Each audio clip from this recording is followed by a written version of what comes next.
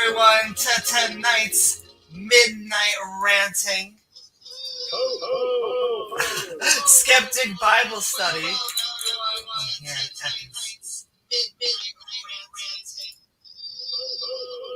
The children of Gadsad and Dave Rubin, where tonight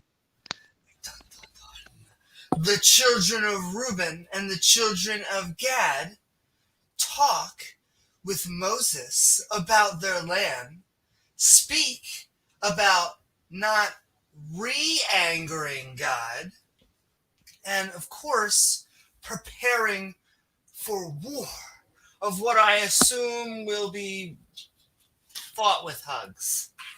So come join James W. and myself, Amy Newman, as we swing into the book of Numbers. Oh my.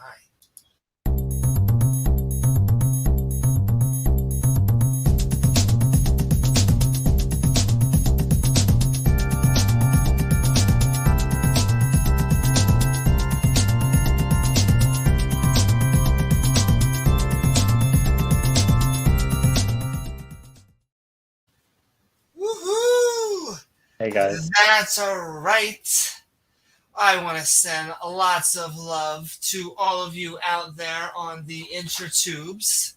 Wow, can't figure out how they get it through there.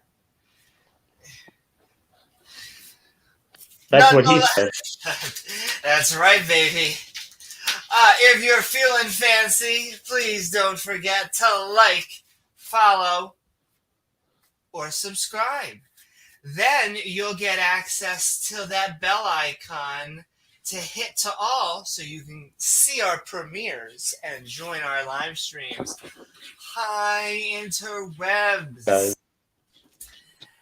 And all right, with that, we are going to hand it over to Gilbert to explain what we're about to read. Oh, Gizmo's pumped. Gizmo, so pumped. The third host, of course. Some of you may be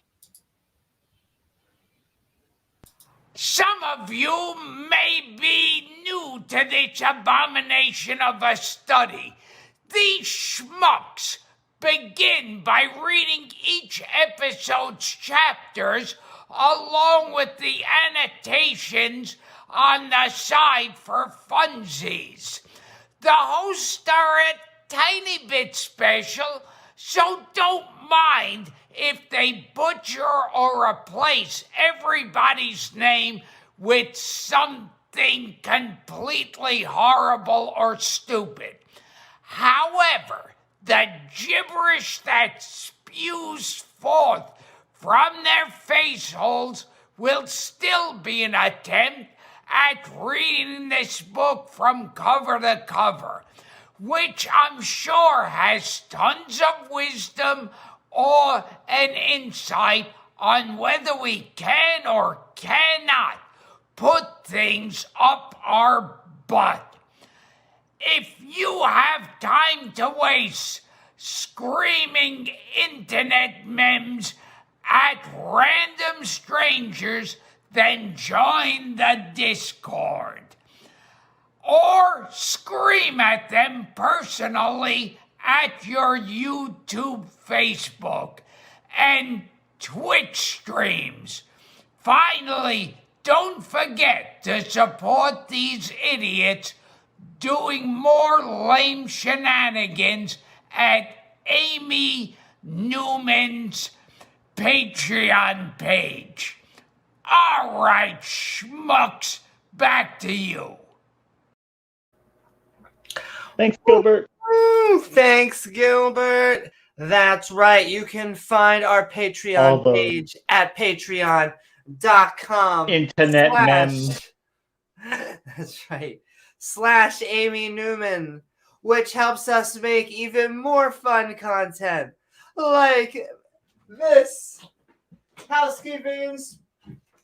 I'm just going to have a little bit of housekeeping. Sponsored Patreons like KO Champ. Went for the head first. Have a glass of So, water. a glass of water. And also, sending love out there to us from the Envious Round Table and Tangangio. And also, are you looking for better conversations? Are you looking for a better non-believer community? Well, you better get your butt to better at tart.live. Tickets on sale now. But sending love on. Get them while they're hot. As well as the episode on Tangang just recently, which was a crossover or really a conversation in the non-believer community and the LGBT community. Woohoo! Little bit of overlap there in those communities.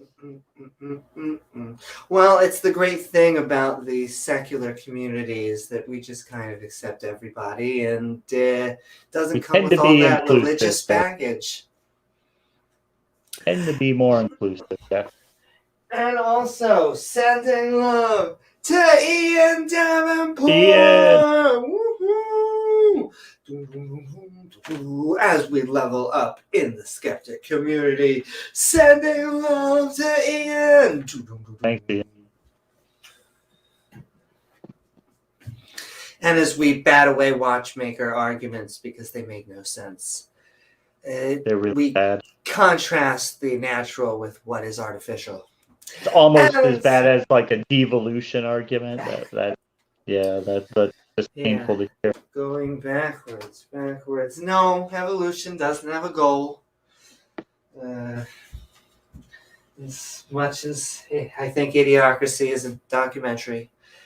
Nonetheless, when we hear creationist arguments, it makes us and a grumpy old cuss go bleep, bleep, bleep, bleep, bleep. Because, you would be in a field of watches. Poor Mubarak. Picking up a watch on a planet that is a watch. It sounds watchable, but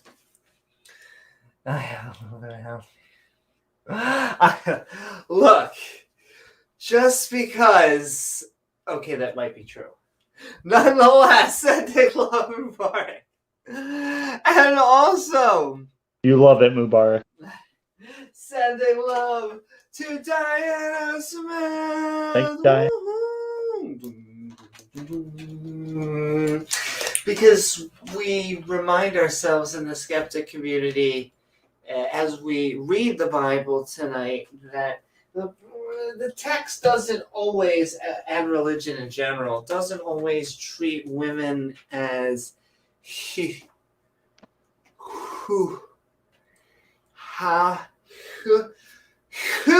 Oh, there we go. It felt good to finally just admit it. And they're good for they're good property. I mean, they're like the livestock, I guess, right? Exactly. You put them next to the cattle, like we're going to be talking about tonight, I imagine, and probably get equal worth. Exactly. How many? Yeah, probably one cow, one woman. Yeah. But also, we are sending love so much to Diana Smith and also thank you, Diana. Pat Lowinger. Woohoo! Pat. Our resident archaeologist who has done many awesome Talk Skeptic episodes to me, including an archaeological look at sacredness, where, generally speaking, the old religion out and the new religion in with a new coat of paint. But hey, no, totally, it's sacred. It's a saint, probably, sort of. Let's make a holiday, sort of, over here. Do the hokey pokey, and you turn yourself around. And it's a new religious shtick. That's what it's all about. Shoveling your cash in the collection plate, people. Just keep shoveling the cash. Dr. Hoven appreciates it. He really does. Well, it helps him further his science experiments. Absolutely, because he doesn't get government grants like these evolutionists do for his science. No, never. He just wants to teach the real science, which is the dinosaurs and man coexisted and, I don't know, lived happily ever after, just like, the Flintstones. Another documentary. Yes. Of course, we're trying to suppress the truth on that. And these silly ideas that dinosaurs lived millions of years ago. Very, very silly, very sad. It is. James, just because the scientific consensus is kind of driven to something doesn't mean that our fringe idea over here that was, 2,000 years old about a guy coming, I feel like they're as equal. Just teach the controversy, James. Teach the controversy. Teach the controversy, yeah. Put the globe next to the flat Earth model and let the kids decide. Which I also agree. I feel like they should also allow James and myself in their Bible studies. I feel like, just let us pick the chapters and we'll do some fun. All right, ladies and gentlemen. Do we want to talk about slavery? No? Is that a spoiler? Spoilers? No. But yes, Dale Pastel likes to remind us that we kind of, when it comes to miracle claims, especially in the Old Testament, where Jesus, Yahweh is, I hate to call him the Terminator, because then that would make him the bad guy, but maybe he comes back, I guess, in part 2, and this time it's definitely not personal. He wouldn't burn us forever. You did get, she didn't get the memo about that, guys. Don't mind. Yeah, it'll be fine. It will be fine. Just smile and wave at her. Wait. Exactly, as your loved ones burn. That's what Dale Pastel and the rest of us would like, a little bit of empirical evidence for hell. Until then, it's just an empty threat. I'll see you in hell. Oh, yeah, I'm sure. Whatever. You mean It'll be a real empty threat when I'm watching you burn. Praise Jesus. Praise Jesus. Praise Jesus and fuck you, atheist. But James, you send yourself to hell. Send yourself there. You dial it up somehow. Because you just want to sin against the God that kind of made the sinning concept and is kind of just watching there like a Hunger Games kind of scenario. But listen, sir, he loves I'm you. just trying to help you. I'm your best friend, sir. Best friend. Now go win me something, Katniss. Anyway, sending love to Dale Pastel and Dale would like to see just any level of evidence. Any evidence would be better than what we've got. It would be good evidence would be preferable, because just saying that I had an experience and it changed my life, not evidence. I can't even explain how little, and I know that is extremely moving to a lot of people. I had this experience with a risen Christ, which to me is such another one of the weird phrases, like my Lord and Savior, which only sounds beautiful to people inside the tribe, but to outside the tribe, it's like, oh no, you killed a guy, and does this help me get out of your view so I can run now? But It Dave, does, Amy. It does. Yeah. No, you killed a guy. He was completely perfect. It makes sense. It makes it totally the sacrifice better. Excuse me, sir. He can't lie. The Bible can't lie. The only book written by somebody who can't lie. That is another claim that just has, I don't want to know if it's sociopath, serial killer, pathological liar, at least to be sure. Anyone who says, like, I understand being bad at lying, but like, are you liar, liar? Like, unless it's that scenario, I don't understand that claim. Unless you are Jim Carrey in that movie. Yes, unless you are Jim Carrey in that movie. In which case, I think you are fantastic. But Dave Carr wants to remind us that, I don't know. We got Dave Gar in chat tonight. We got Dave Dale. Gar's in chat, and we can't help it. We wrap our hands around Earth. You give round Earth hugs, Amy? Yeah, I do. I give a lot of round Earth hugs. She's losing it, folks. I have a good old pie day as I get my hands around a good old circumference. Though, if they had a theory. Well, you do have short, small hands. It might be hard for you to wrap all the way around. Oh, James, but I'm actually good at holding plates up. I've always been good at that. Sometimes I can make the plates flip. But nonetheless, don't want to make it a competition. But, it's even more fun when it is.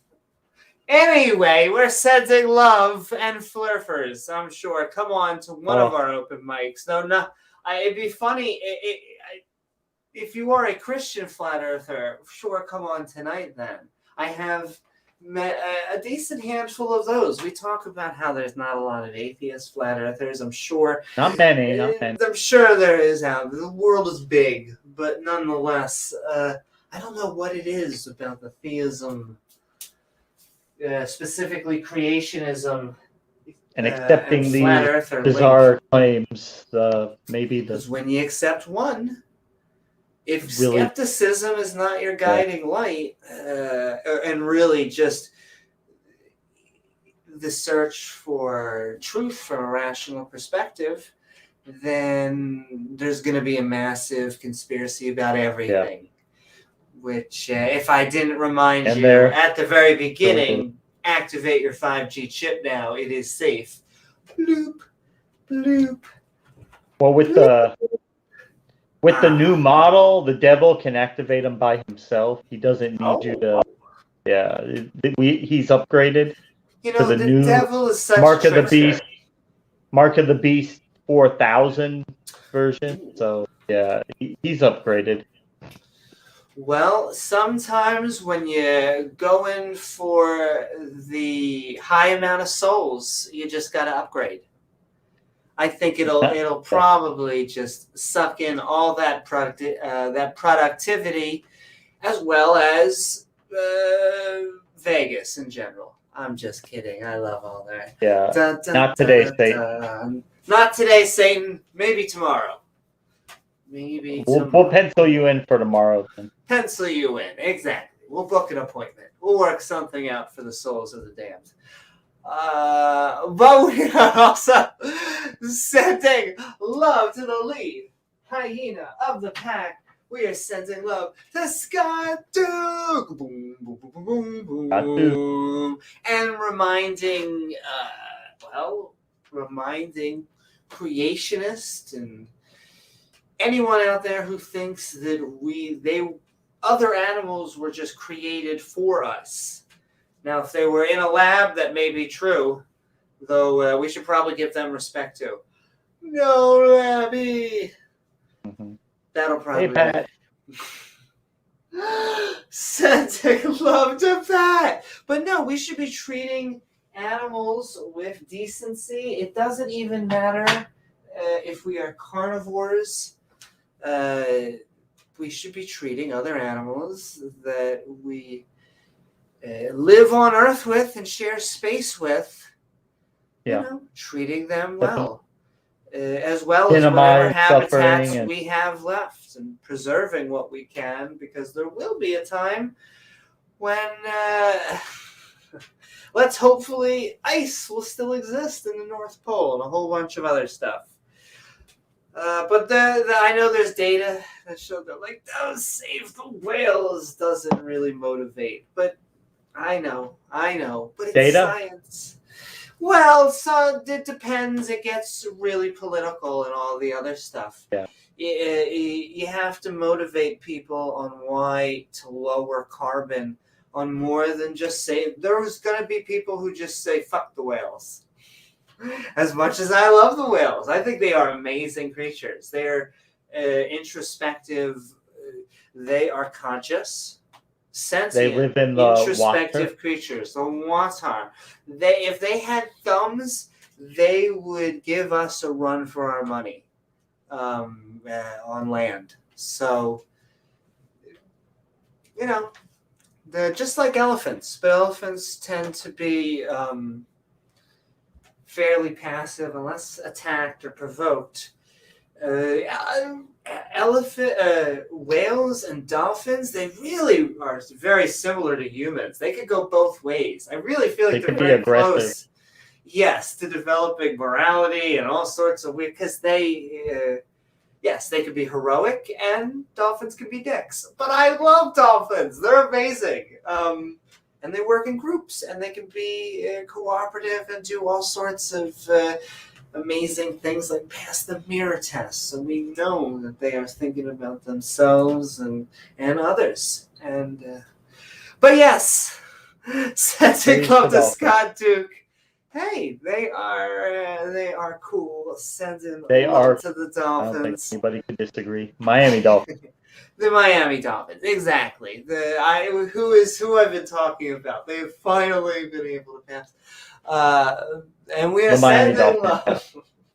6 wins in a row. Come on. And we are sending love.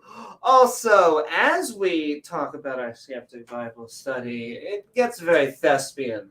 And so Regos likes to remind us in a Shakespearean manner that thou is going to kick someone's ass, or thou will die from me. But thou had it coming. Thou had it coming. Thou had it coming. As I kick my thing out.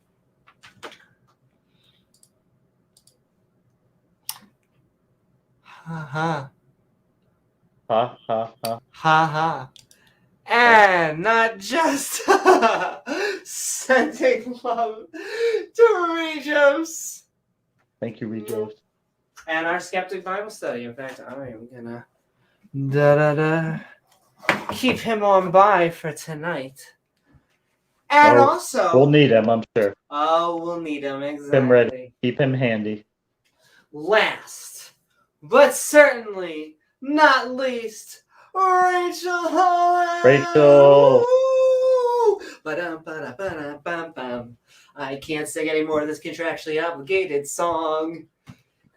YouTube gods, who actually do exist, I believe, or at least there's evidence. Nonetheless, you worship them as if they did. That is true. The TOS. Well, I will say it is a lovely YouTube community out there, and we are sending love. Though, hey, Robert. When it comes to actual gods, that gets a little bit fuzzier. Especially when it comes to ones that, well, they say are watching you 365, 24/7. I never think that theist creationists can sometimes appreciate that. Maybe it sometimes feels comforting that someone's always watching you. Maybe that is the thing that is keeping the psychopath that says they have to be stuck in a religion so they won't kill anyone. Nonetheless, I think to everyone else, that may be a little bit creepy. Like, I understand maybe he wants to go to the movie with you, but does he, in the bathroom, he's, he's watching you at all times at night. You're just like, you wake up a little bit with your eye. Not only is he watching, he's with you, he's in you. Oh, is he ever? And you know what?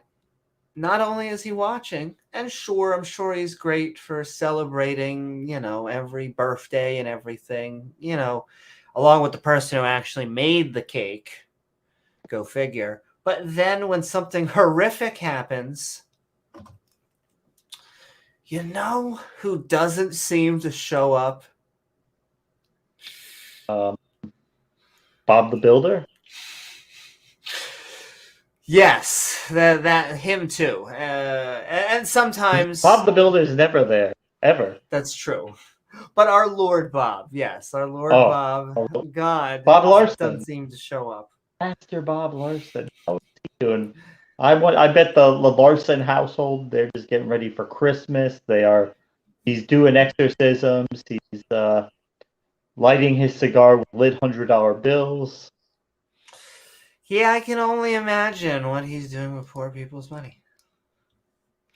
Nonetheless, and selling the invisible product, because it's not that we hate. I'm all for a market economy. It's just don't sell the invisible product and then try and claim tax-free status, because at that point we're printing money. You imagine that on Shark Tank? They're like, and what is your cost of the product? And they're like, 0. I got an idea for you. Okay, we're going to sell a guy. He's going to be watching everyone. We are going to have him dictate exactly what he wants, and you're also going to be paying him 10% or something of your paycheck. Yeah. So sign. Do you want to sign here? Here, evidence. No, but you can sign also here. But yes. Oh, it's a guaranteed investment. It pays out $1 million to 1. You just get the payout after you're dead. There you go. Well, picky. That's right. You gotta wait till after you're dead. That's where the real evidence is. Get all the evidence you want after that. But yes, I want to send thank you to all of our Patreons, all of the people in chat, and our mods. Of course, viewers like you, for making this channel even possible. But for those of you who are new to our Bible study, you may be asking yourself, what exact book are they going to be reading? Why, what a fantastic question, which of categories, course you say? Brings us to categories. Before we begin, yes, she did. I'm going to start by going over the specific Bible we'll be reading, along with some helpful category marks. Categories, you say? Why, yes, I do. You see, we're going to be reading from the Skeptic's Annotated Bible, an entire King James Bible lovingly fawned over by a skeptic who decided he would add his own notations. These are little flagpoles of sanity put in use to remind us that, hey, maybe slavery is evil, including categories like absurdity, injustice, and cruelty, but also a good amount of intolerance, contradictions, and conflicts with science or history. That doesn't mean it's not packed full of misogyny, false prophecy, and some questionable biblical family values. Now, we won't skip the good parts that the Bible has, only that these passages seem far fewer in number than any priest or pastor seems to suggest. So without further ado, won't you come join the Skeptic crew?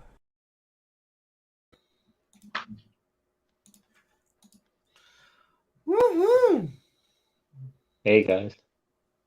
Welcome everyone to tonight's episode of Skeptic Bible Study, the children of Gad Sad and Dave Rubin.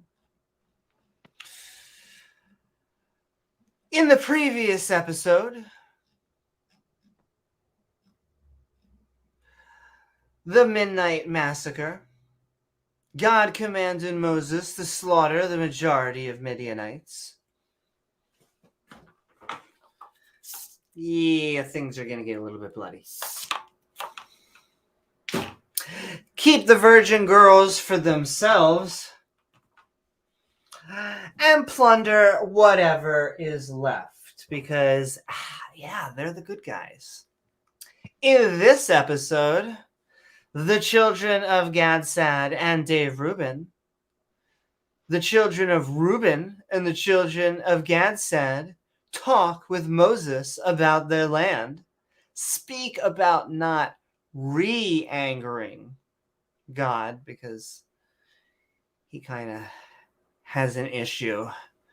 And, of course, prepare for war of what I assume won't be fought with hugs.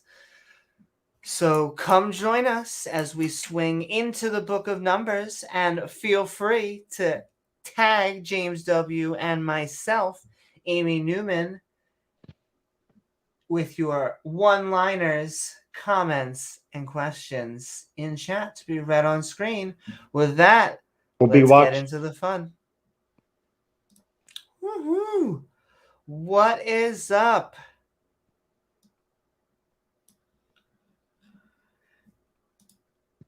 And also, feel free to check out Randolph, our special guest host in last night's episode in Atheism versus Islam, which was fantastic. That was a good show. Fire. Yeah. Mubarak was on fire. Well, not like he's going to be on fire once he goes to hell for rejecting God, but that's true. Not that kind of fire, but still close enough. Just a preview. Just a preview. Once again, I always love the threats. And they're like, it's not a threat. You send yourself to hell because of the rules. Oh, we send ourselves. Wait.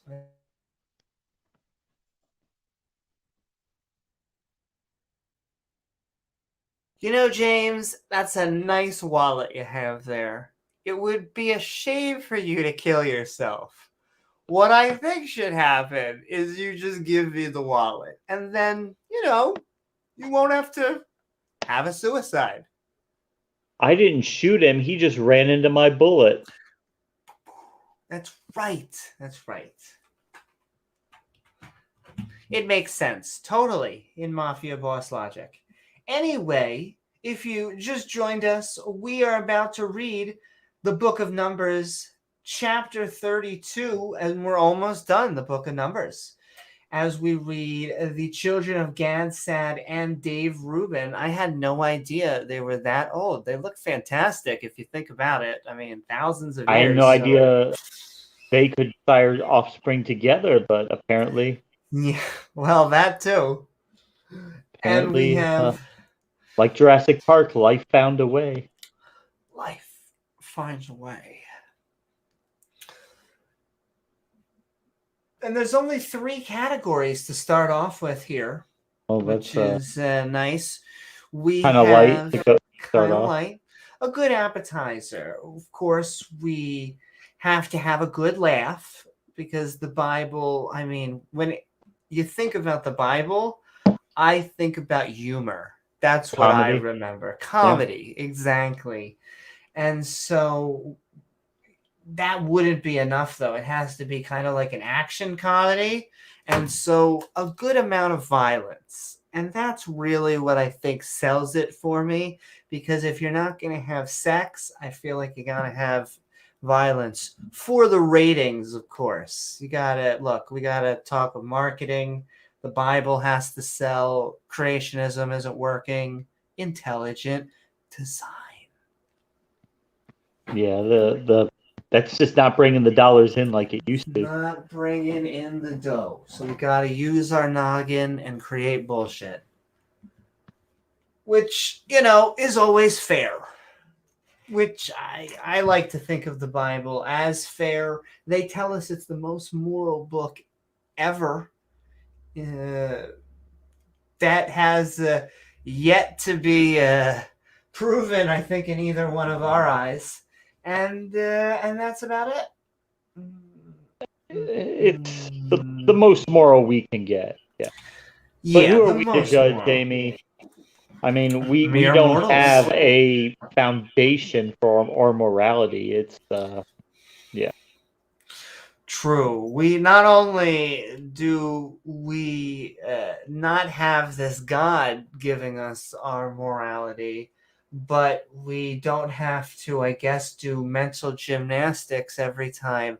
Oh, I don't know. He kills a bunch of people or kills someone in his family, or oh my Lord, it baffles me. Look, if you have to run from the God, and as he's sending a plague throughout the city, and just children are dying, and the only way to survive is to run through a door with blood smeared over it, you're not the good guy.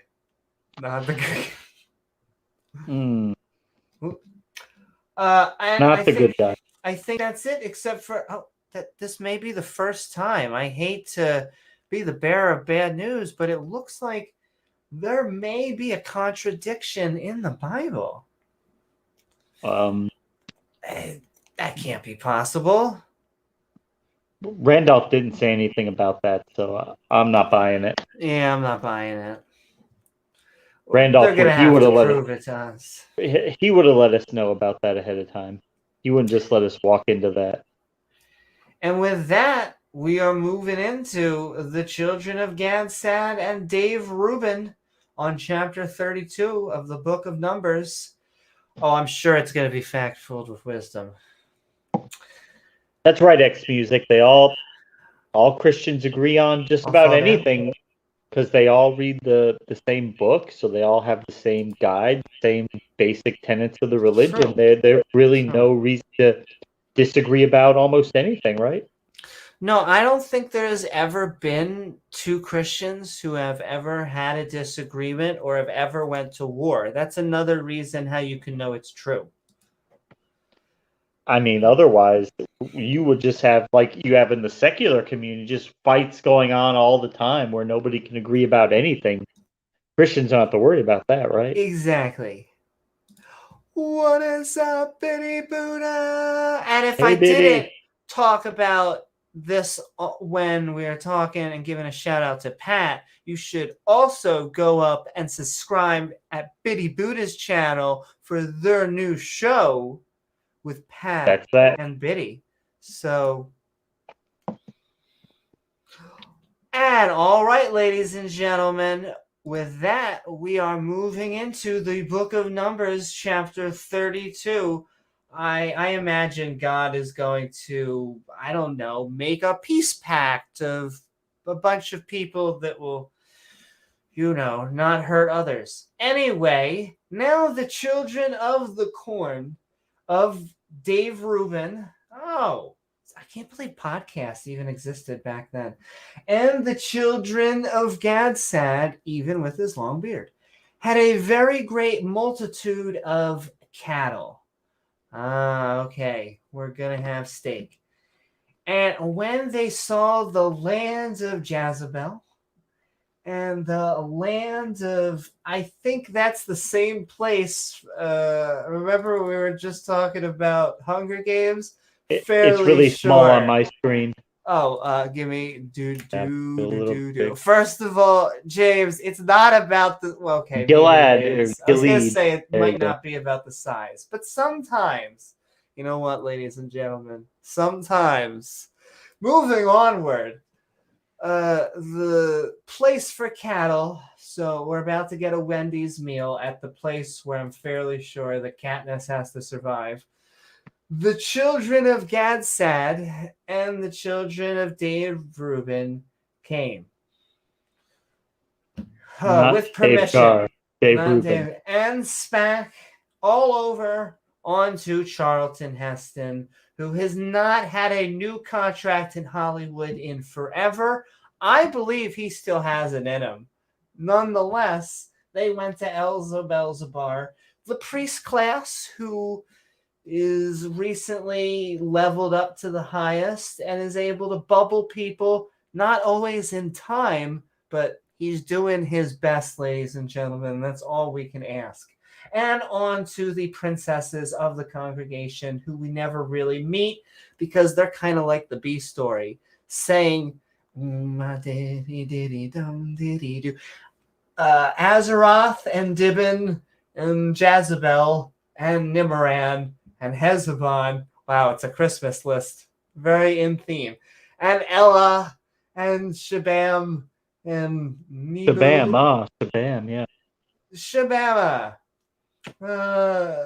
And Bacon, who we're not allowed to talk about. He's forbidden.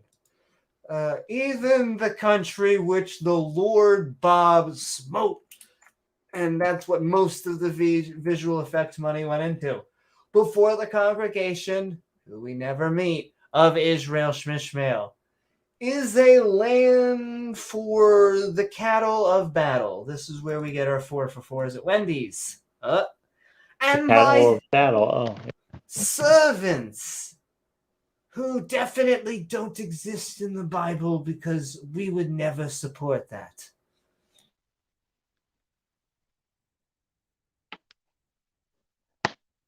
Remember, James, it's a works program, but they also have cattle.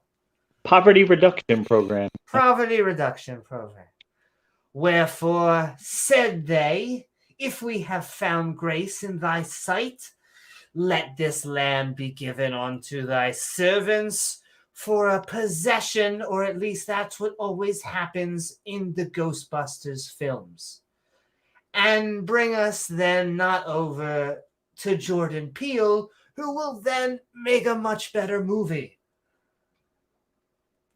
And Charlton Heston, once again, he was good. He can do it again, ladies and gentlemen. And on to the children of Gadsad, and to the children of Dave Rubin, who is just trying to get Wi-Fi even back then. Shall ye, brethren, go to war? I assume they will. Or shall ye sit here? Well, if you're going to give us a choice, we're probably going to sit here. And wherefore discourage ye heart of the children of Ishmael Shmishmael from going over into the land and get off my lawn, but also which the Lord hath given you. I gave you this land. Yeah. You're just gonna It's God's land. He can give it to whoever he wants. I give you the land. You never use it. I spent a lot of money on it. Well, or the equivalent of, getting rid of pharaohs for it, but you never use it. I already told you, whoever's there, you can kill them and take the daughters. Well, let's not get into biblical morality of taking daughters, because, James, it was just the time. It was just the time. Which is true, in a way. That was the common practice, but it does not stand good for this being a book of perfect morality. Yeah, it looks like a book of people written 3,500 years ago. It was what was common practice of the day, which was horrible by our standards today. Exactly. And Charlton Heston said unto the children of Gadsad and to the children of Dave Rubin, would you like to create a special event with me? No. Shall your brethren go to war? Oh, of course. No. It's going to be a war of hugs. And shall ye sit here, and wherever discourage ye the heart of the children of the corn of Israel Shmishmael from going over into the land and getting off my lawn, which the Lord have given them. Oh, see right there, Amy. It says God gave it to him. So what are we complaining about? And you know what's funny about that? When a God promises you land, I feel like that settles it and there will never be any disputes. Well, I wouldn't want to be that guy to dispute a God, would you? No, I wouldn't. And I would not want to argue. Could you imagine like two different groups arguing over desert land for thousands of years? Ooh, and ooh, and what ooh. if each one of them had a deity, and the deity told each one of them it was their land, actually? But no, my God said this is our land. Really? That's funny, because my God said it's my land. Huh. Go figure. Go figure. Yep, funny. We don't have a God to come forth and settle that dispute. But yes, and wherefore do not discourage ye the heart of the children of Ishmael Shmishmael from going over into the land. You'll be fine. Go over into his land, which the Lord hath given them. Thus did your fathers when I sent them from the Kardashians to see the land. For when they went up into the valley of Eshkasol, I think I had a shot of that on Christmas, and saw the land.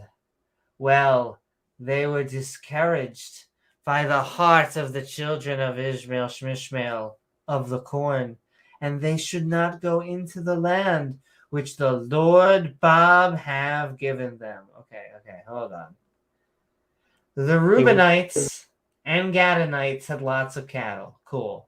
So they said to Moses and Elzar, since the country God smote, the land of Jelzar and Gilead, is the land of cattle, and we had lots of cattle, we'd like to stay here on the east side of the Jordan. Moses said to them, the lovely east side.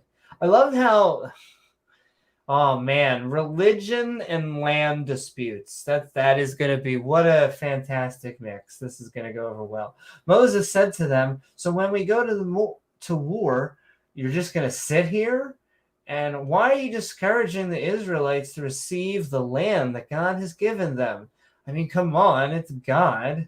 You are being like the 10 spies that God killed, which definitely makes God the, once again, when God's killing people, always know he's the good guy.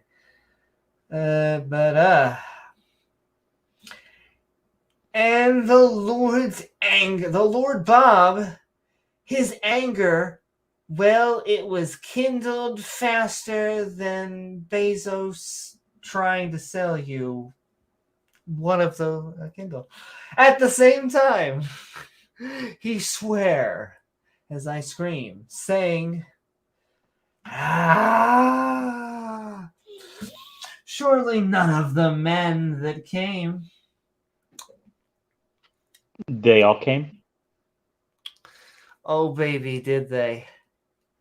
Out of the land of New York. Oh, my God, we're back in the minivan. He's talking about the land of New York again. He brought us, look, it's the famous, this is back when Charlton Heston, he had his prime time. He talks about it, every Sunday that you have your family get together. He brings it up every Thanksgiving. We know. We need to get you a new script. Used to be God's main guy. I used to be the one. God would talk to me all the time. James, we need to make a Moses too this time. It's personal. I feel like it has to happen. It's the only way that he's gonna get his stuff back. I'd be careful, second-born Egyptian-born sons, though. I'd just run now if I were you. Well, God loves to do his greatest hits, He does. You got to do the favorites. Look, when you're coming into town and you're doing plagues, you got to give the people what they want.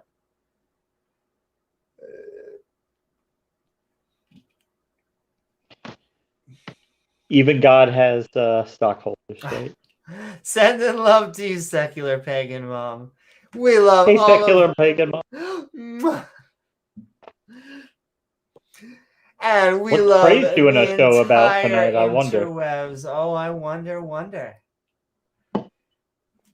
I might have seen some spice earlier. I did do a debate on Praise's channel, so You did. hey, I would love to do another, no matter which the theists may be. But we're sending love to all of our theist brothers and sisters, even the Abrahamic creationist ones.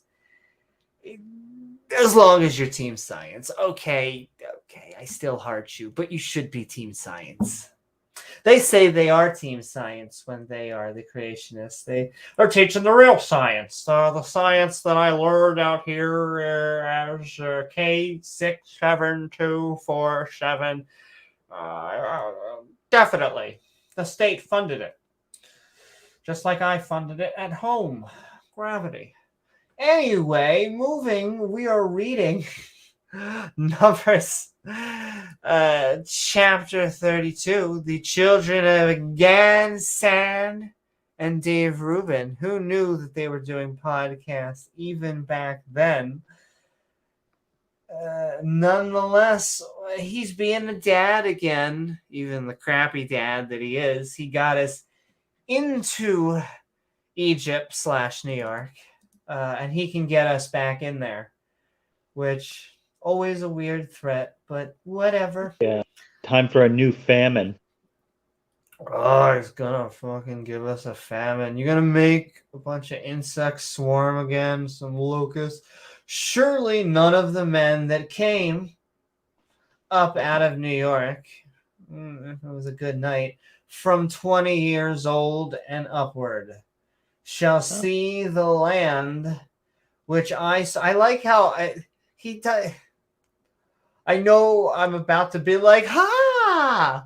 But it's hard sometimes to mask the fact that he's about to like summon a bunch of people to death, or to like the equivalent of your dreams being crushed and you being summoned to banishment, which is the equivalent of a purgatory until death. Once again, hi, do. Oh man, this Abrahamic God. No, He's the good guy. He gets therapy. That's what they tell us. It's coming up, James. They tell us there's good news a coming. The good news is coming. Exactly. Surely Temple? Surely Temple. Exactly. She'll see the land. It's going to be great. It has fantastic. It's got acres and acres and acres. You'll have a pony. Which I swear onto Abraham, who kind of started this shit. Thanks, Abraham. Abraham jumps up. I never existed. Well, exactly. And that's the funny thing. Spoiler alert, almost none of the people in the Bible existed. Okay? Yeah. These are fictional characters in the Torah of my ancestors, and anyone that claims fame to them and wants to attach themselves, these people didn't exist, which is so funny, because you just knock out, it's like Jenga. If you just take out the Adam and Eve story, we don't even have Judy. None of this. I don't even know what we're doing anymore. It's just weird. Yeah. Definitely. But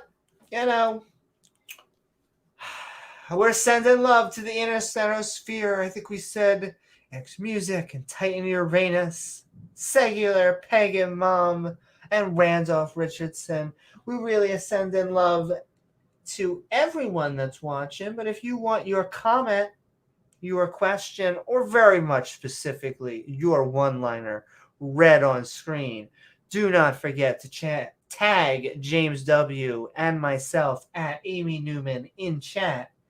And all right, we are, clearly getting to, this is wisdom. You would consider it, right, James? You're learning something about cattle. Yeah. Yeah, no, this is the Bible. I mean, how could we not be learning something? Because if not, you would be saying that we can't be filler, right? I mean, it can't be taken Not out. filler. Not No. filler. Mm-mm. Let's have another census. It's been like 4 chapters since That's we had a true. census. That's true. Maybe I could. Oh, great point, Yeah, we Mubarak. could take a sense. Mubarak says, "My ancestors are better than your ancestors, and Grandpa Abraham loved us more." Oh, yeah? Well, all I can say to that is, nuh-uh. Nah. But yeah. Yes. We should probably, and one other thing. If you could do this at the same time as me. Okay. I'm sure he was. I imagine he was. That's how it happens in all religious wars. But that's the great thing about the non-believer community. If I haven't done a shilling for it yet, we kind of do it better. And we don't need to, I don't know, schism every 30 seconds and fight over a passage or which holy book is better. Oh, man. We like to come together and say, you know what? It turns out we're all right, ladies and gentlemen. They're Yeah. all wrong. Every single one of them. Because prophets don't exist. There is no God. Good night. well, yes, but we're continuing. Oh, sending love into the internet. So I guess we can all go home here, right? I know. I guess we could all go home. Though, if you disagree with us, actually, the open mic will be at the end of this chapter. So stick around, or That'd if be you agree with us, you can come on too.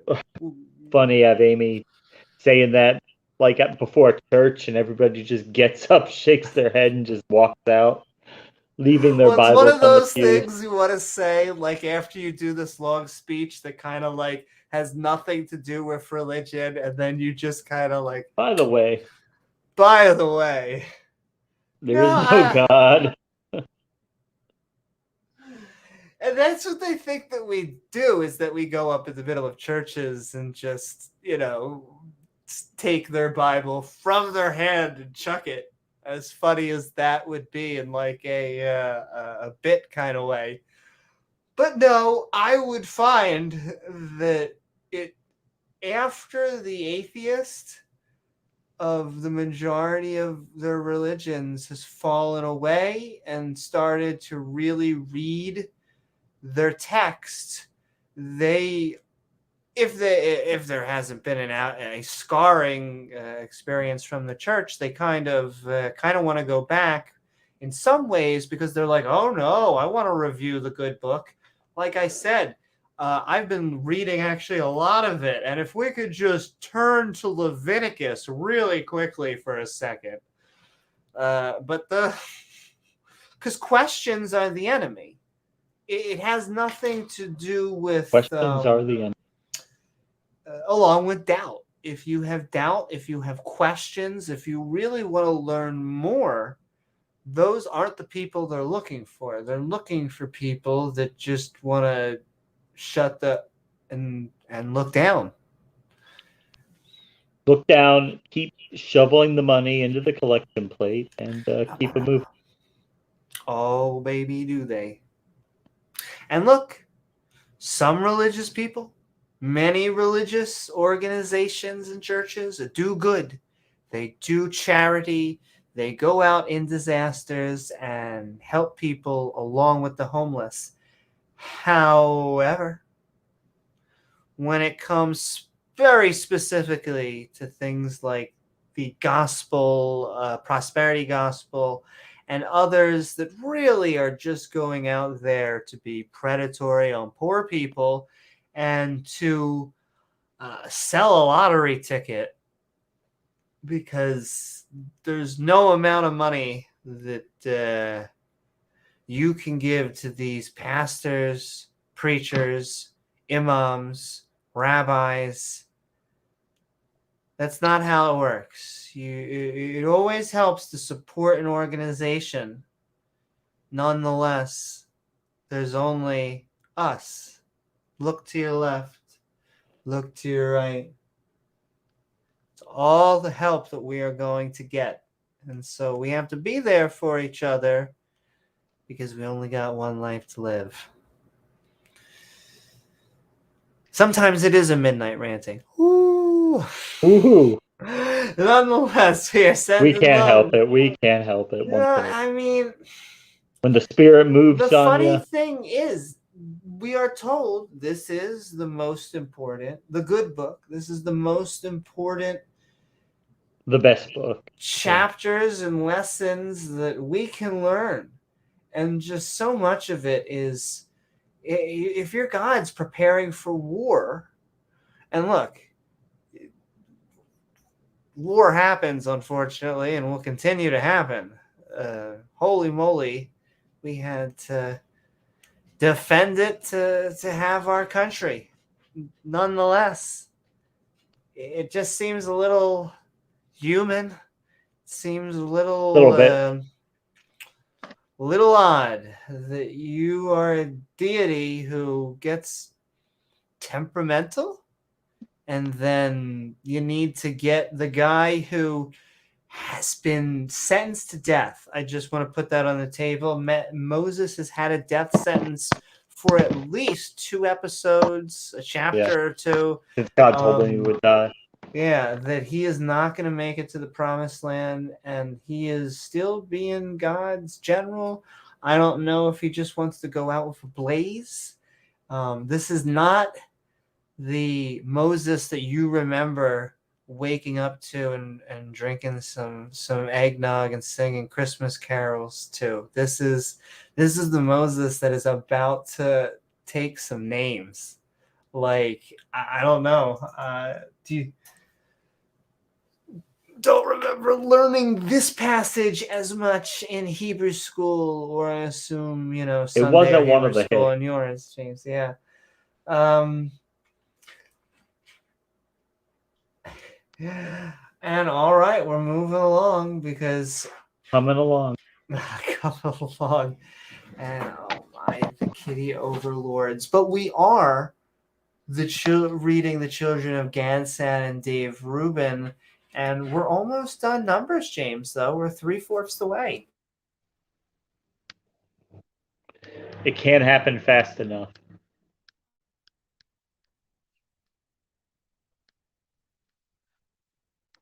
Though I will say, living up to its name, we've had censuses, we've had a lot of counting, a lot of things that, man, just doesn't exactly make it into an exciting script. Now, Numbers has been a snooze fest, mostly. And maybe they'll say, oh, well, that's proof that it's real. Definitely. The fact that they had a census. Said that. But like, no. would anybody really go up and make up fake censuses? I mean, come on. Yes. Yes, they would. Like, I don't even understand how trusting they are sometimes. Would you believe a God who said he told us he couldn't lie. So, therefore, if the logic follows, can't lie. It's like, oh, honey. I hate to break this to you. He lying right there. No, he can't. Yeah, exactly. No, he can't. That's against his will. And they try to make it seem like the word is magic. And somehow that there's not another magic that could prevent that. Like, he can't control it. Like, it just sprays. It's just like words. It's just like, oh man, I wish I had a cherry sundae everywhere. Oh God, the cherry sundae, I didn't mean it like that. I wish I had a spoon, and now the spoons are everywhere. Oh God, now everyone's dying from spoon. Like, it is like, it literally would be like a liar scenario for a God, where he would be fumbling over his words. I hate to keep on going back to that analogy, but it would make for a very silly God, if true. Yeah, definitely. But logistics is not religion's thing. They like doing the PR campaigns, but like underneath the logistics are not strong. But anyway, back to the threats of keeping us in Egypt, back to Coheed and Cambrio and Caleb. But yes, Abraham, Isaac, all your favorites, even Jacob's ladder, he's back too. He's back even. Wow. Back, better than ever. Because they have not wholly followed me. Well, except for that. Oh, what did they do? Try and run? Save Caleb. Oh, Caleb. He was fantastic. The son of Jupinatas. God's always got like this one person that he picks out to favor, or that he really likes at the moment. And it changes, and that's a hard, like, continue to say, you do not want to be God's chosen people. You do not want to be God's chosen prophet. If God chooses you for tag, for anything, just run. Run, stop, don't look back. But yes, the Jubaniah of the Kezanites, of Joshua, the soccer player, right? Joshua Herbel, the son of a flying nun, specifically, because they get cool powers after level 60. For they have wholly followed the Lord Bob. Yes, some of you, we get it. Have they ever? Have they ever? The favorites Wholly and the followed nuts. Amy. And the Lord Bob's anger was kindled. Oh, goody. And actually, as we kindle this fire... He got a Kindle? He got a look, it's always nice when you are creator of the universe to be able to settle down with a Kindle. So, thank you. Just to watch the fires of hell as people are burning, just to kind of relax. Exactly. It turns out that God is a fan of podcasting. See? Who knew? And he made them wander into the wilderness of RuneScape, where he was doing a lot of PvP for 40 years. Whew, it's a lot. That would drive anybody crazy, but I understand. I understand you like that thrill. Until all of the generations, which were 3 of them specifically, that had done evil in the sight of the Lord Bob, was consumed, which sounds kind of metal.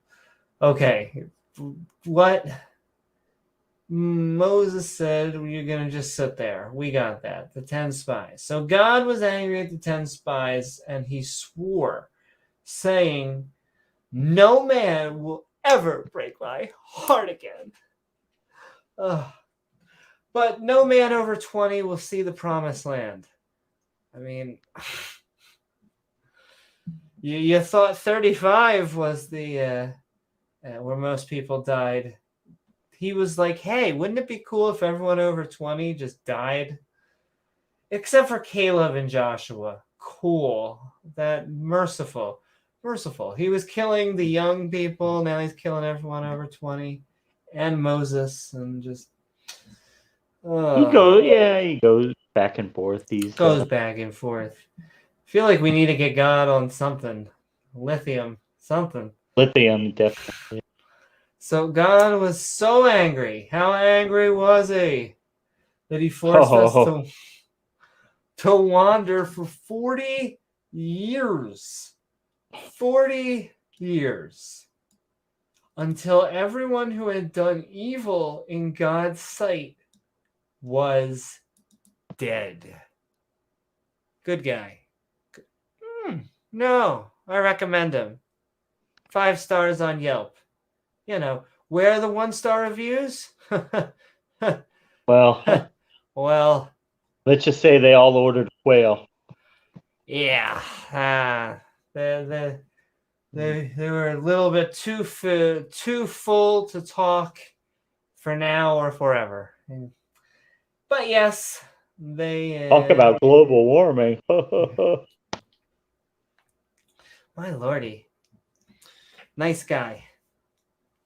And behold, my new kitchen cabinets. Wow, they're beautiful. Ye are risen up on your father's stead. And it's a lovely pony. Aww. The kitty gods.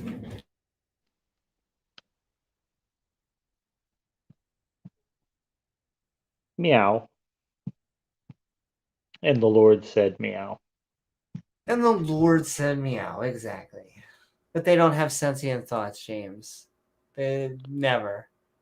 You would never. Clearly they don't, Amy. They don't have language. They don't. They're just waiting for us to do commands. That's exactly why cats just wait. That's also why we know that the earth is not flat, because a cat would have knocked everything over. Tip your waitress, folks, as well as your Facebook memes. Facebook memes.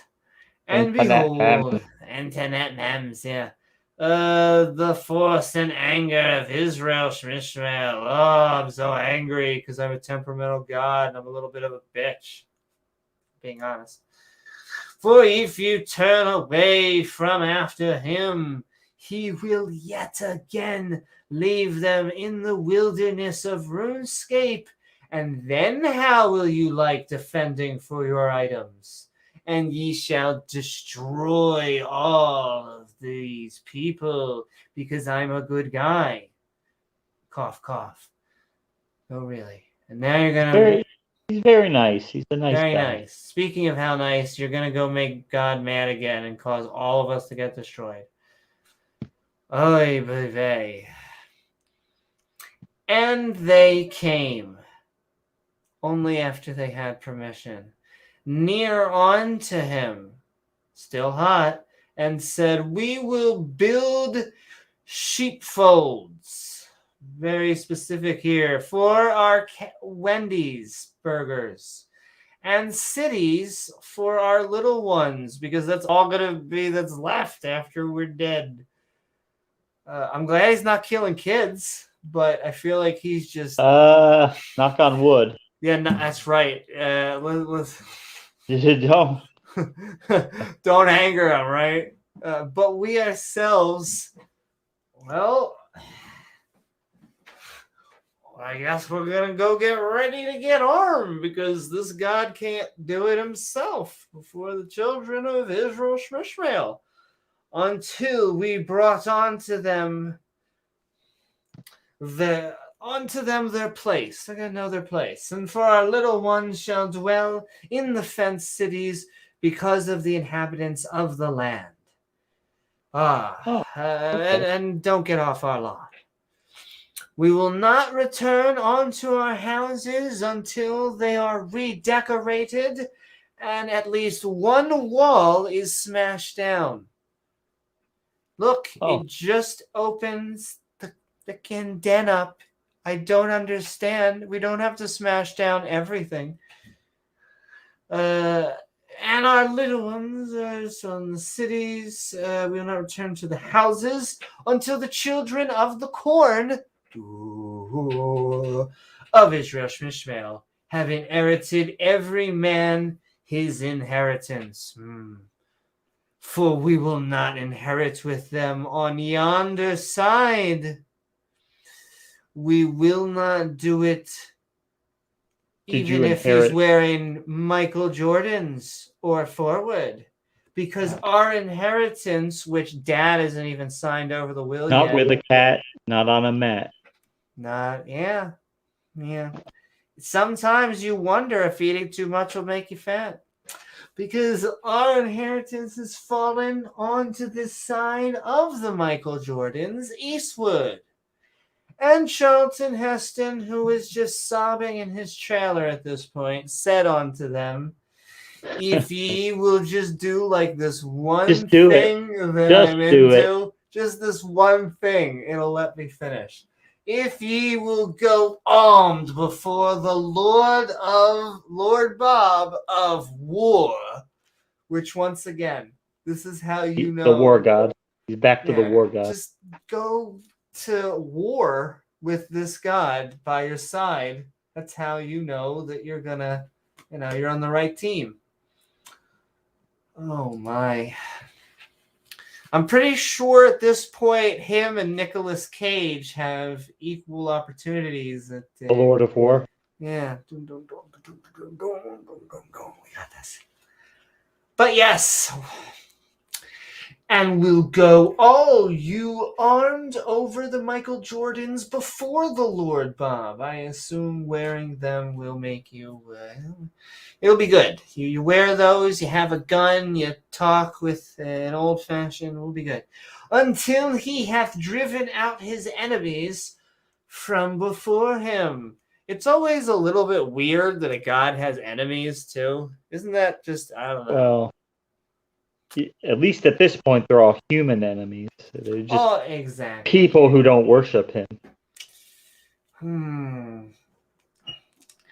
And the lamb card, for which you barely have enough mana, will be subdued before the Lord Bob. And afterward, oh baby, ye shall return, because if you run, I'll know where to find you. They shall do all their Christmas returns, and the stores will be full of shopping carts of crap. Exactly. But it's okay, because to get those shopping carts of crap, they probably pummeled someone. So it all evens out, James. It all evens out. And before the Lord Bob, before Israel Shmishmael, and this land card that was tapped, and before you possess someone from Ghostbusters, before the Lord. But if you will not do so, hey, I always like in programming when there's a conditional. We got a branching. Well, what's going to happen? Behold, a fantastic mortgage payment or new lease on your car. Do you looking to reinvest in 0% APR? No? Okay. Behold, ye have sinned. Oh, you kinky. Against the Lord Bob. Have ye ever? And be sure your sin was worth it. Because if you're going to sin once, you might as well get your money's worth. We'll find you out. Don't find me out. That's okay. I'm sure your browser history's hot. Behold. Oh, no. Build. I got excited. Sometimes you get a premature behold. It goes all over the place. It happens. It happens. Behold. Oh, okay, it's out of my system. Build you cities for your little ones, because you gonna die. And folds for your sheep, and do which would have proceeded out of your mouth. It's a weird turn of phrase, but we're gonna go for it, Bible. And I think he's saying spit, don't swallow. But finally, the Bible is giving out wisdom. And the children of Gad said, and the children of Dave Rubin said, you know what?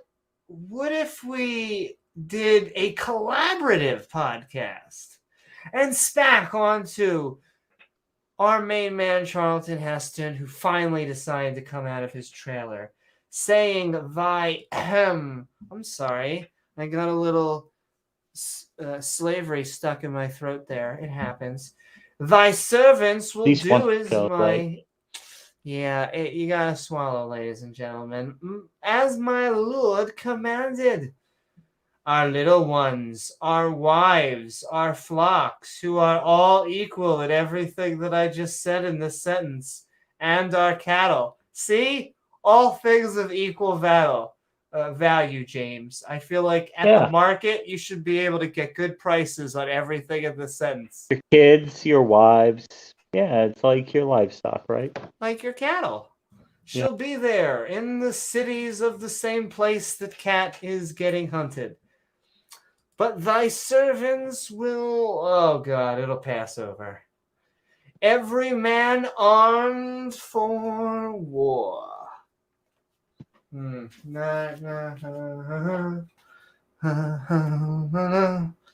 Oh, I'm so ready. Are you ready? Send in the tranny. James, send in the Tyrannosaurus Rex. I'm ready. The amount of 8-bit and foam weapons that I have to take over a different religious group than myself is just massive. How massive? Oh, I would say it's about 15 feet of whale okay. and that brings us right back to the chapter. We are reading chapter 32 of Book of Numbers, the children of Gad, Sad, and Dave Rubin. I'm pretty sure that they wrote this themselves. Who knew? We have transcripts, but yeah. But thy servants will pass over, and they're going to be on for war. It's going to be kind of sexy. They're going to be like in that scene from Star Wars. So concerning them, Charlton Heston commanded Elzabar, the priest, who is finally getting his shit together and healing properly while the big amounts of damage are falling in. And Josh Elzabar. Elzabar. And not Josh Duggar. Well, all the Joshes. The son of the flying nun. And the Duggars. All the Duggars. And the chief fathers of the tribes, because tribalism, of the children of the corn of Israel Shmishmael. Packed filled with wisdom. Just packed. Oh, our main man, Charlton Heston. He's so loyal for no reason, really. I mean, it's a good thing he never existed because, yeah. Well, that too. Because then that would mean that Pharaoh got his heart hardened 5 times, and that is like Saw level of torture. And I know we get a lot of people that disagree. They're like, well, normally this is how the conversation goes. It goes, God would never do that. Okay, God would never do that multiple times. Okay, God might have done that once. Or actually, it did happen 5 times. And you remember? Oh, well, one person. But do you remember this? Well, no, actually, Pharaoh hardened his own heart, and then God just came afterwards, after he already hardened it and hardened it more. It's like, but wait a minute, if Pharaoh had already hardened his heart, why would God then have to go and harden it if Pharaoh already hardened it himself? Really only makes sense if Pharaoh might have said, oh, okay, let your people go. Okay, I'll let you guys go. Let my people go. Okay. All right. Well, God, could you actually retcon that a little bit? Oh, yeah, hold on. Oh, no, I'm going to chase you to my death. Oh, no, makes way more sense. And then God was like, but really? He's going to let him go? I was going to have so much fun. I was going to do all these plagues and he's just going to let him go? Just like that? Yeah. James, it's biblical morality. I mean, God was going to have a lot of fun. And well, I think we're about to have a lot of fun, because I assume that you don't get tribes to make pacts to war unless you're going to go to war. So I feel like this chapter is foreshadowing. Because why else? Just like that, I knew that census was going to just be for us slaughtering the Midianites. Or no. Let me take that back. I knew the census was going to be for war. I knew something was going to happen, where something bad was just going to happen, because there's no reason to count that unless you're just trying to figure out how many people do I control for funsies. No, they slaughtered people after they did the census. So what a great time. I can't imagine. That's, of course, the only reason you would do a census. Hey, look, sometimes you got to count the number of your soldiers if you're God. So you just got to sit there and go, a 1, a 2, a 3 licks to the center of how many stabs that's going to take to kill you and count everybody. But yes, we Which are is kind reading. of silly if you think about it, because the whole moral, remember the spies that he sent in, of course, the moral from that is that they sent the spies in and the spies said, oh, no, we're going to get our asses kicked. These guys are like huge. They're well armed. This is going to be a suicide mission. Huge. Then of course, God, the correct answer was no. Hey, it doesn't matter. We've got God on our side. Let's just go in there and kick their ass. But if that was the right answer, then why the fuck would you even bother sending in spies, right? Why just go in there? You don't need to know how many people they've got. You don't need to know how well fortified they are. Just go in there and kick their ass regardless, because that's the right answer Unless anyway, you can right? do stuff behind their back. This all-powerful God. Yeah. Praise him. Praise. And praise I am. That's right. And all right, we are moving along, and but if you will not have a big butt, then I don't know what to say. No pancakes allowed. No. We accept all butts. You As like long as big you get butts out and you there on the cannot lie? dance floor. What's that? You like big butts and you cannot lie? I cannot lie. Oh, like God. Like God. But if they will not pass over you with your arms, if you're, you came with your Matrix level of guns, they shall have a Ghostbusters level of possessions among you in the land of Can I not? We will send in J.J. Abrams to ruin your franchise. And then it's going to have a twist. Oh, what a twist. And the children... Oh, before I get to the children, what did we read in this all? Like, look at this whole bit of it. The Reubenites and the Gadites said to Moses, we will live outside of Canaan, but we will fight in the Israel's holy war across the Jordan. Fantastic. And then Moses said to them, just for fun. Just for fun. If your men will fight with us and we go to war on the other side of the Jordan, you can stay here and possess the land of Gilead. Wonderful. Right. Making deals so that they can go to war. As any God of love would do. Very loving God. And the most loving God you'll ever meet. I can't think of another loving God, except for if we delete almost the majority of the chapters that we've been reading. And the children of the corn of Gadsad, and the children of the corn of Dave Reuben answered, saying, as the Lord Bob have said unto thy servants, so will we do. We will pass a kidney stone. No. Much easier. Okay, good. Overarmed before the Lord into the land of, can I not? That the Ghostbusters level possession of our inheritance that our dad will not let us even look at anymore. On his side of the Michael Jordans may be ours. It makes sense. No, it makes sense. And Charlton Heston gave unto them, even to the children of Gadsad. And the children, even them? Oh, how nice of him. And the children of Dave Reuben.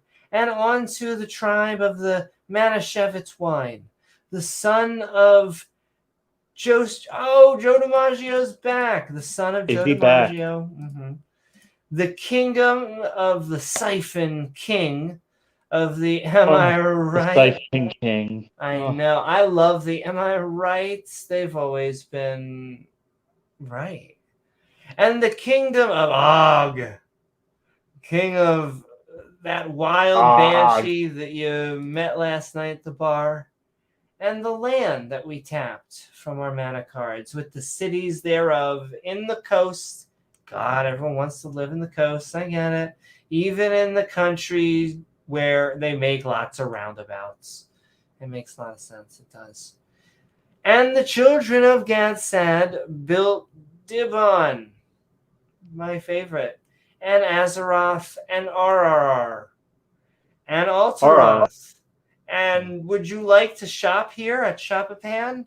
And Jelzabar? And you really do look like you need to Jagababahaha. And Beth, with her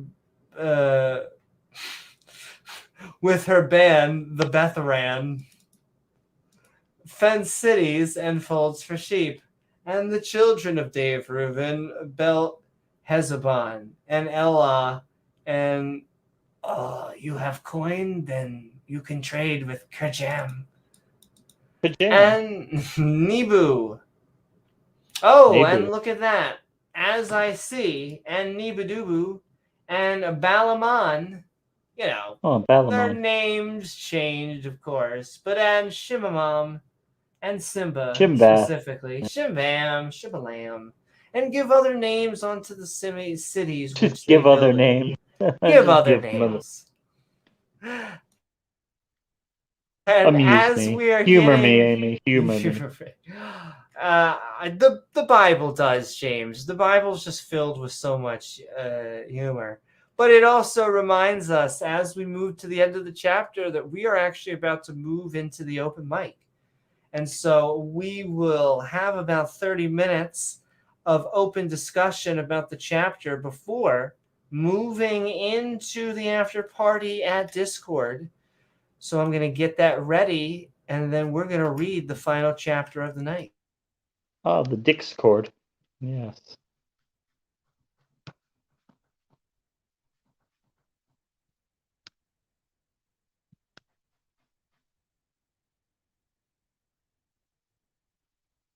And there we go. I am sending the link into chat. I'm going to also show it up on screen. Send it in, baby.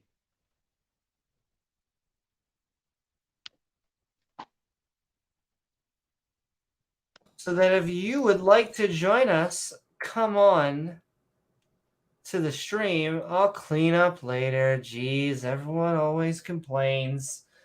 All right, they hit the flags. Hit the flag. Though we are saying good night to Randolph Richardson. Good night, Randolph.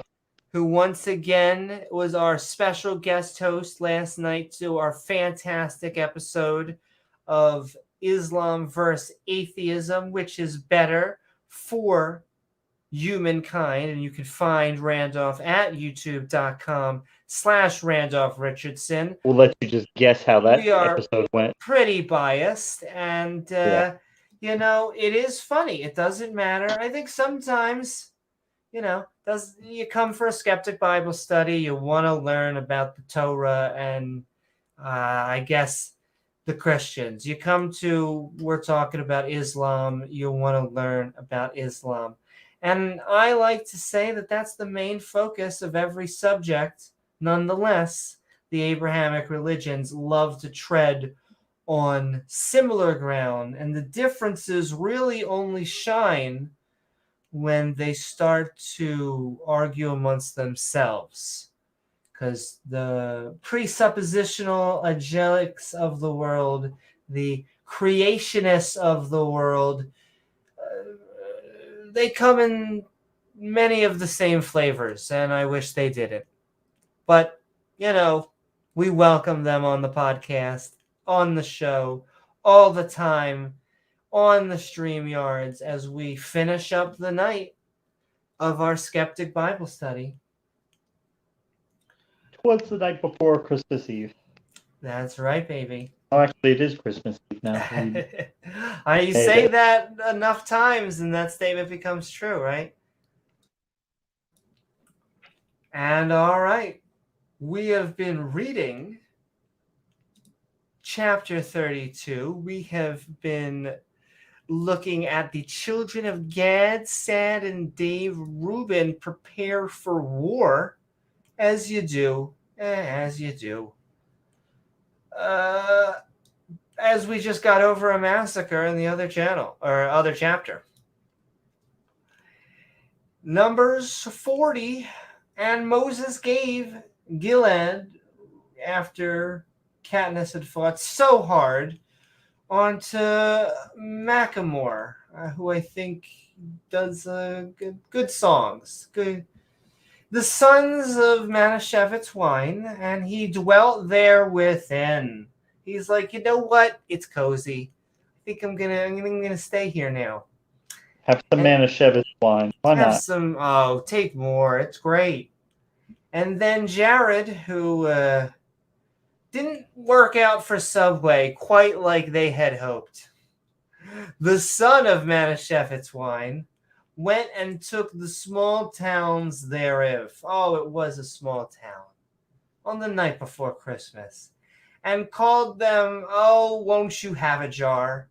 How'd you name him? Well, I was really just looking around and trying to find a good old mason jar. And Sarah went through labor. And so, names come and go as they do. And Yeah. well, have a jar is just, he's always been around and by my side. Yeah, they said Jared had one job, Amy. One job. Eat sandwiches. And he had to fuck that up. Just imagine that. One job. Eat fucking sandwiches. And you have to find a way to fuck that up. Look, he had to align himself with the Catholic Church. It's the wrong alliance. And Noba. Noba? Noba. It's Noba. Do you ba? Noba. Once again, that must have been the son of a shepherd. Well, I was just like, oh my God, I just can't take this bog anymore. Come on, Noba. Go get me a glass of water. No ba. Noba went and took, oh man, Kenny. Oh. Kenny, hey. What are you doing here? Don't make Yahweh angry. No, Kenny, you can't. Music. Don't take that rock. Don't play strange music. It's better than strange fire, Amy. God damn it. Yahweh killed Kenny. It happens. He's a fickle god. He's temperamental. Sent in love X music. Yeah. And that's right. We are finishing up the chapter. It's been truly the chapter filled with wisdom. Epic. And with no ba. So went to Kenneth and the villages where thereof that they apparently made inside his corpse and called it Noba after his own name. Okay, I'm sorry, what? Oh. Moses said named to it them, after himself. Okay, we're going to war. The Reubenites and Gadites said to Moses, we will do as you say. We will live on this side of the Jordan, but fight with you on the other side whenever you need us. And with that, they finally got more people to kill with them. Fan-frigging-tastic. At least that's something they can come together about. That's what he or she said. And my lordy, we're preparing for war, James. We're preparing for war. Again. The God of love strikes too. It's like he has to go around just looking for people to go to war with. Like, well, I mean, you gotta spread that love somehow. I don't see how he could have this many people that he always needs to go to war with. But maybe someone out there does, because we are about to switch into the open mic. We are going to sum up as we move into the final. It's the final. I can't sing the rest of the copyrighted song. Yeah. That's right. But it has been fun as we read from Numbers chapter 32, and he's the Lord of War. He's back to the God of War, yeah. Back to the same old tricks.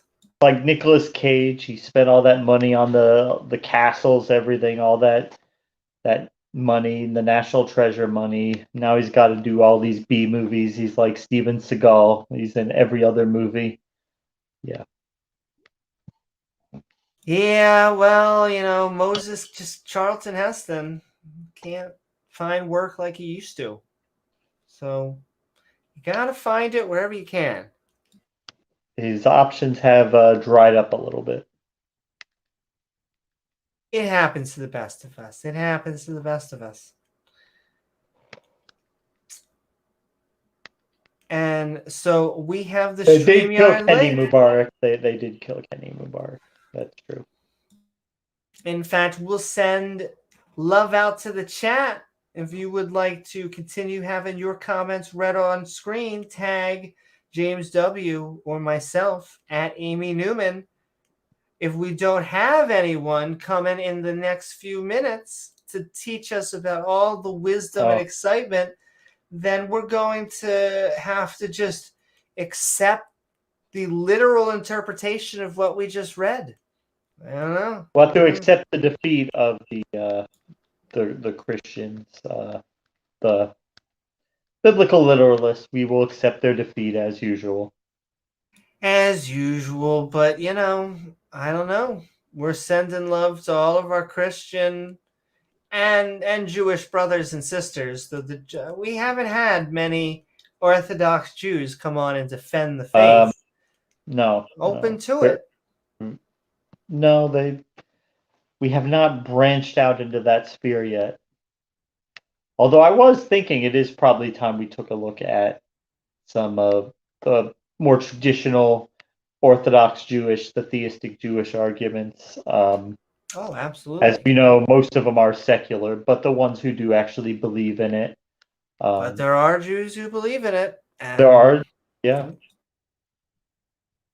Well, like I was talking about, take a look at, the miracle of Hanukkah, which was when all God's people were too bloody from killing in battle that there was nobody who was clean enough to purify the oil to light the lamps, and they only had enough oil for one day, so the lights aiming in the temple might have had to go out. It's a shame. So they wouldn't be able to worship God in the temple because they wouldn't have any lights.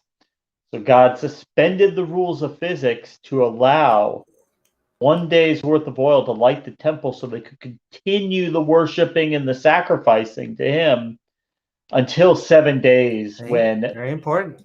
When they had been ritually cleaned, because they were now clean, they could make their own damn oil, please.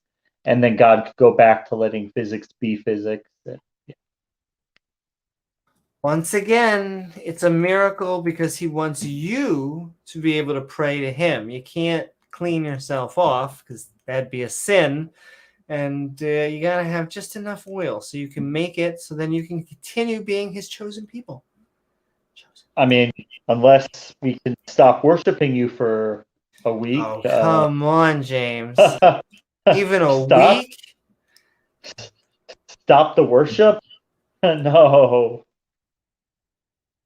Picky.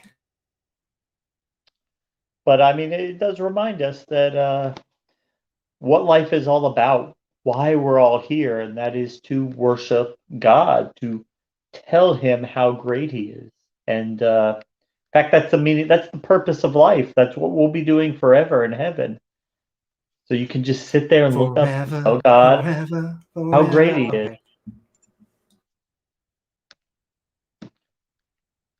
And it's because he created us and he arbitrarily chose to make us as lesser beings than him. Well, he chose, okay, I'm going to make them less than I am.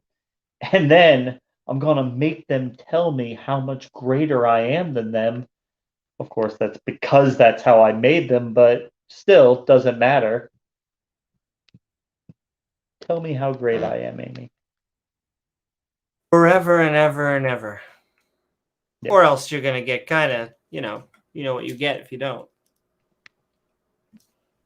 Remember what happened to the last guy, Amy, who didn't want to do that? Yeah. Hey. Can I interest you in some quail? Are you hungry, Amy? Are you hungry? Try the quail. It's delicious.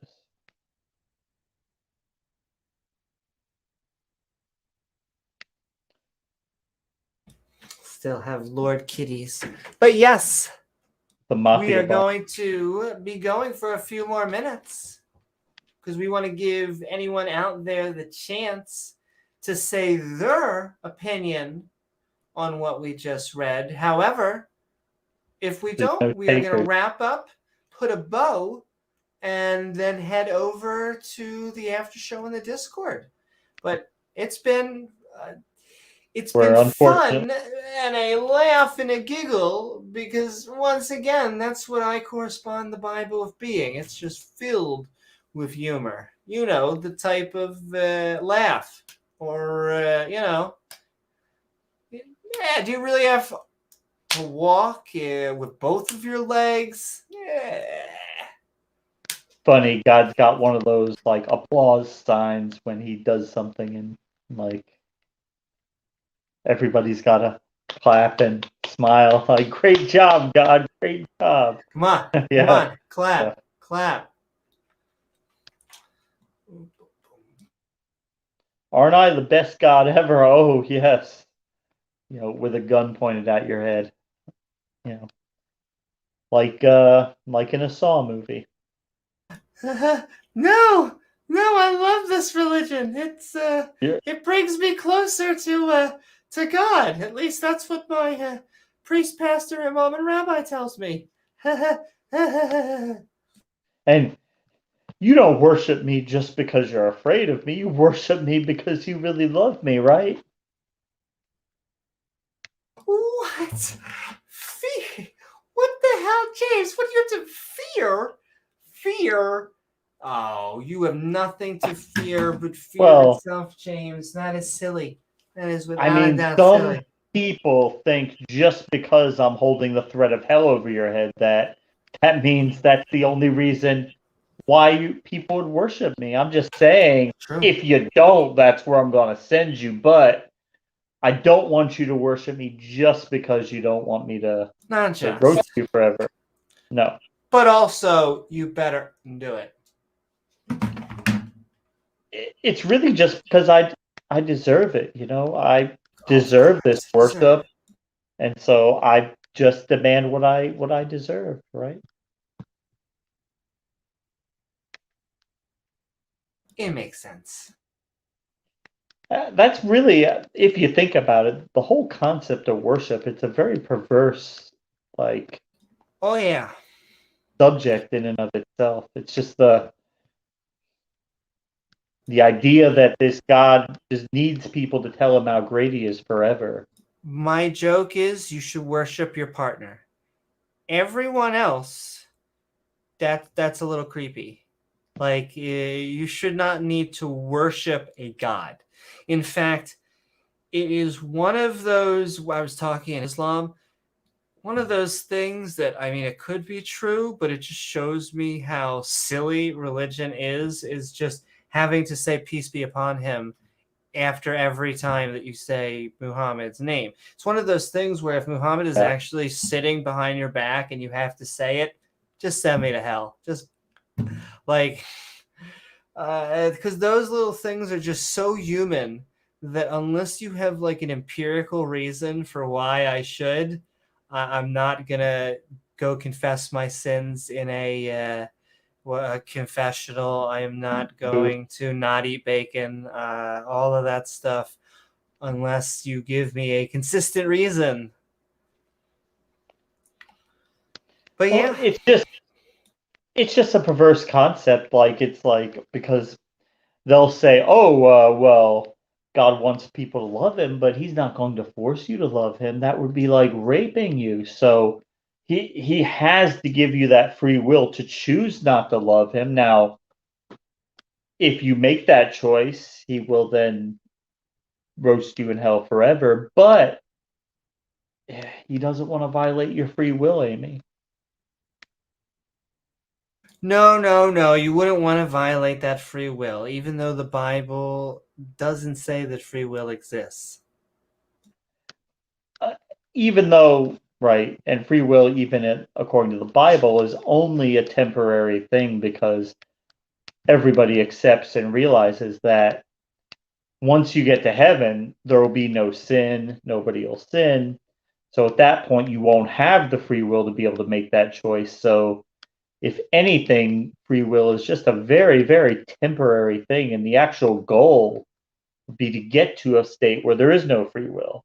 You're a mindless automaton. You only worship God because that's the only thing you want to do. But you will love every minute of it, Amy, because God will make you love it. Oh, will you? He will just redesign your mind so that that's the only thing you'll ever even want to do. You'll be doing that forever, but you'll love every second of it. You will never wish you could be doing anything else because nothing else will even make sense to you. Yeah, be a drone. Fantastic. Fan-fucking-tastic. Got about another 2 minutes, another minute. Yeah. Really, and we are heading out. It has been a fun chapter. We're going to keep on moving through Numbers. We only have 7 or 8 more chapters left of a 40-something long book, but it's been fun. It's been eye-opening to once again slug through a lot of the Bible. Plug into it. And, they play the greatest hits at a lot of Bible studies when you are being taught in Sunday school, Hebrew school, whatever religious thing that they send you to as a child.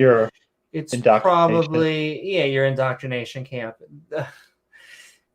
They probably gave you the nicer, shinier, and non-literal, like the book is open to that chapter and the teacher is just talking about it, because if they read it, they would lose half their students. And so you find that many Christians, Jews, Muslims, Hindus, it's not until after they really read their holy text that they start to go, this doesn't seem kosher. Something seems off here. And if this is the Lord of love, well, he spent this entire chapter preparing for war. But I'm sure it'll end well. And that's why originally there was no devil, there was no Satan in the beginning of the old. We still haven't seen any evidence that he even exists. And that's because right now his primary protagonists or antagonists are the other gods. He just doesn't like them. But as it evolves, the other gods aren't real anymore because he then becomes the monotheistic God. They're all not real. I'm the only God. Now he doesn't have an enemy anymore. He needs to have an enemy, or it's not a compelling story, right? He's got to have somebody to fight against. It just can't be God.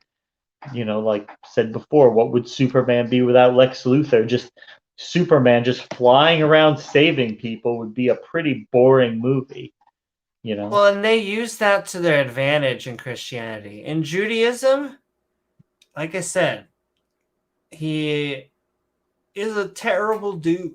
He is the equivalent of Voldemort. Nonetheless, he lets you die. And this reformed therapeutic God in chapter 2 comes back with a vengeance and says, I love you. Do you love me too? Oh, please tell me you love me, because if you don't, I am going to burn you forever and ever and ever. And you're like, what the hell did you... Can we get a different therapist maybe? Yeah. He loves you so much, but he will not hesitate to sever your throat and leave you squealing like a stocked pig. Yeah. And all right, guys, we are going to wrap We love up. you guys. We have a lot of fun content coming out. We have an interview that is going to now be released in the coming days, the weekend or the holiday season, as it's you're waking up afterwards from presents, maybe the day after, the day before. We are getting that up, which I think is a 15-foot whale of good time. Just a really good time. 15 And feet an of important fun. message. As much as we joke, I think that it is important for the person that we interviewed. I believe that their message is important to get out there. So we'll have that. Mark said that he wanted to, something came up at the last second for the debate, even though it's mostly been my butt who has been has been procrastinating on the scheduling, but we actually are about to have that done at the end of the holiday. We're going to have a Mark versus Bibble on. In my view, it would be basically presuppositional apologetics at its core. Just what are presuppositional ontology, and so refuting the definition of God, defining God into existence. What is your rebuttal? Yeah. How would you? What is your rebuttal? How would you rebut the definition? We're also going to be we're getting 2 shows out. We are in pre-production for more episodes of Talk Skeptic to Me with Pat, who has been kind of our flagship guy. But we also, I think I'm going to do a promo to any of our Patreons who want to get their own Talk Skeptic to Me. Go out and contact me, or you'll see the promo in which we'll promote that. But also just go see Pat's content, because Pat, our resident archaeologist, with the 2 other hot archaeologists that he had for a threesome of archaeology for our episode of absence of evidence. Is it evidence of absence? And the historical perspective seems to be maybe. Could be. Because sometimes when you're looking for something, you shouldn't just give up. It could be a black swan fallacy where you're just saying, well, I didn't search hard enough. Sometimes you spend a lot of time looking and you just gather a lot of data points, not only null, but in the opposite direction, that you have to claim that the thing does not exist. You could be pretty sure at that point this thing is we're probably not finding it because it probably ain't there. Exactly. And so yeah, our Q&A show with our Patreon inspired, where they're going to ask questions or say something funny, but the actual show will be premiered to all of our viewers. So everybody gets to have fun. And so we got a lot of that, including shorts, the ones I believe I pull up over. I think that's how YouTube runs that. And they will be pink. So look forward to that and all pink more. Shorts, I'm sending final loves out there into the chatosphere to Mubarak, X Music, Titan, Randolph, Kill Doggy, everyone who stuck around with us. Everybody's and with that, I think I'm just going to hand it off for James to land the plane. Is there...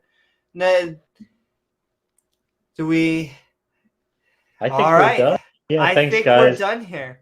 Well, we'll be back. That is what the captain of the ship has said, which means I am just going to remind all of you that I hope you had a fun time on this episode of Skeptic Bible Study, the children of Gad, Sad, and Dave Rubin, where tonight the children of Reuben and the children of Gad talked with Moses about their land, spoke about not rearranging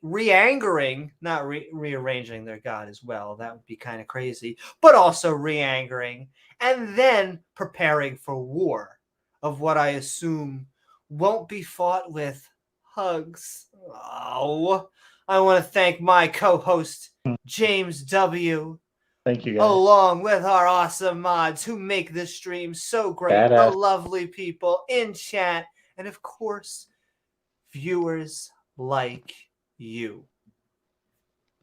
If you enjoyed the show, please don't forget to like, follow, or subscribe. Woo-hoo. And then you gain access to hit that bell icon to all so you can be part of our live streams or see Can I hit the bell, Amy? Oh, as hard as you can, James. And hey, I just wish I had a bell. Ding! Ding! Oh, you gave me another. I think I'm going to get a foam shovel, which is coming soon. That's what he or she said. And Cindy asked if you had a Ken Hovind prop.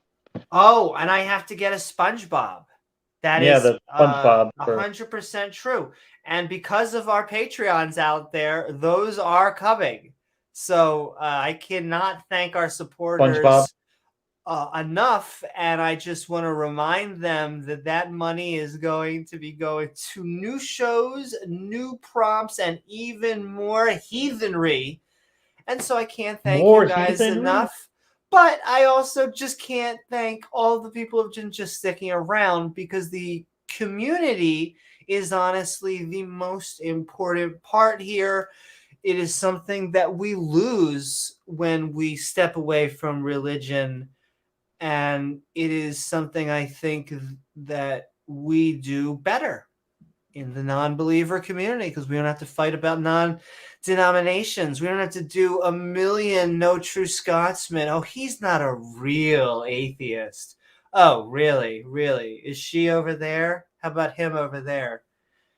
Yeah, exactly. So, yeah. You're not a real atheist anymore.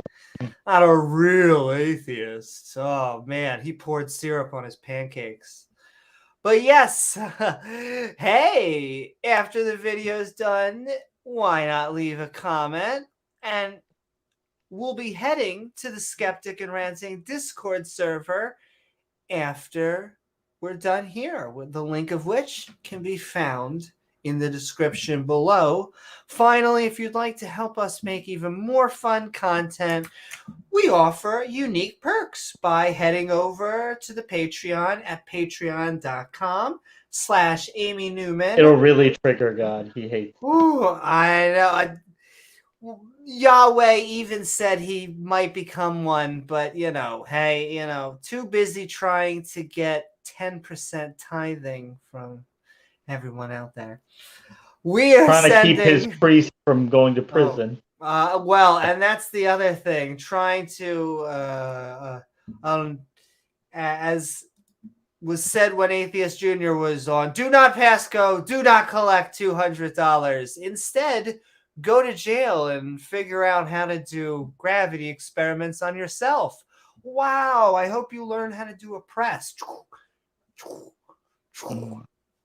But no, we love Ken Hovind. We wouldn't wish him any non-good times. In fact, we want to wish K784663H2 as much love as we can. Nonetheless, keep a tight grip on that soap, Ken. Exactly. And thank you so very much for joining this on our Skeptic Bible Study, the children of Gadsad and Dave Rubin. And with that, I hope you have a fun episode on the next Skeptic Ball Z. Good night, everyone.